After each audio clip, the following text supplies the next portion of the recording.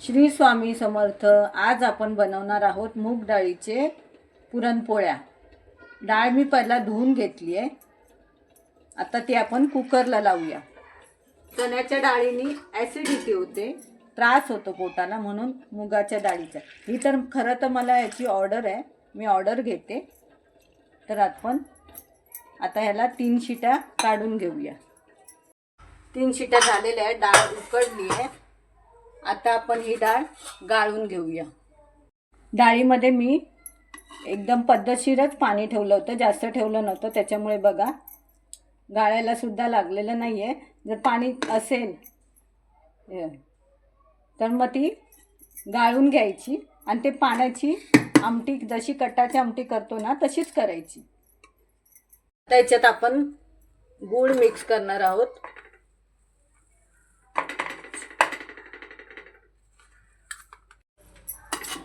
हा गूळ आपण मिक्स करून घेणार आहोत। आई आज काय स्पेशल?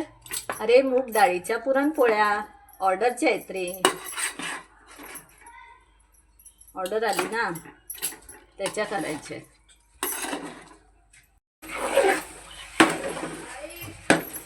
चांगले घोटून घ्यायचं, जोपर्यंत हा चमचा असा उभा राहत नाही तोपर्यंत।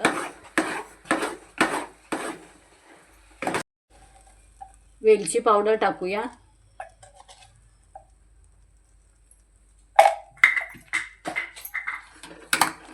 थोडंसं मिक्स करून घेऊया।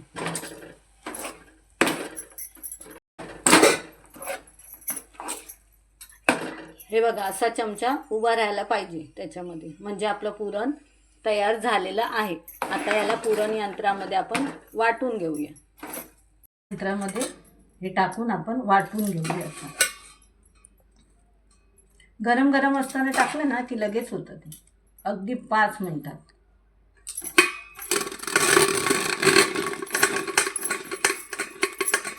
चाळून घेऊया।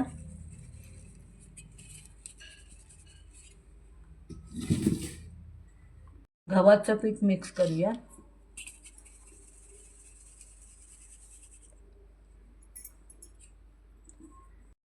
किंचितशी हळद टाकली आहे, आपल्याला पाहिजे असेल तर टाका। माझी ऑर्डरची आहे म्हणून मी टाकली आहे। आणि मीठ आणि तेल जरा सणसणीत गरम करून ते घातले।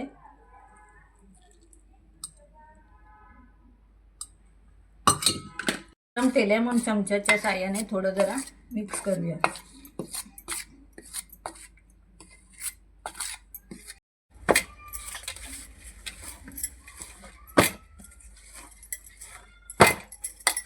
थोडा वेळ याला मुरत ठेवूया आपण चांगलं।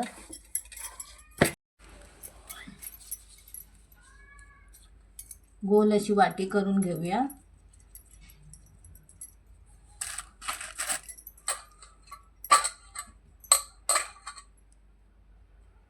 पुरणाचा गोळा पीठ लावूया, कारण एक चिकट सारखी असते ना ही डाळ मुगाची, त्याच्यामुळे त्याच्यात भरूया।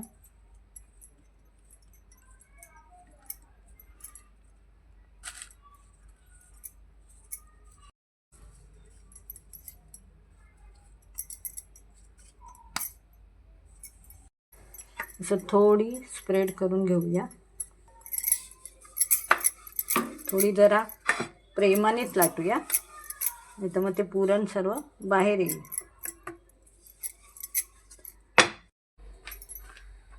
तव्यावर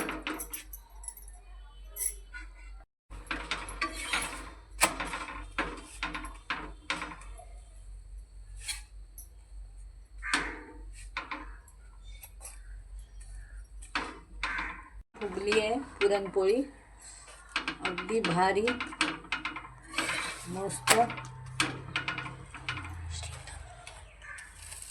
माझी पुरणपोळी कोणाला पाहिजे असेल, ऑर्डर असेल तर मला ऑर्डर द्या, मी पुरणपोळ्यांची ऑर्डर घेते।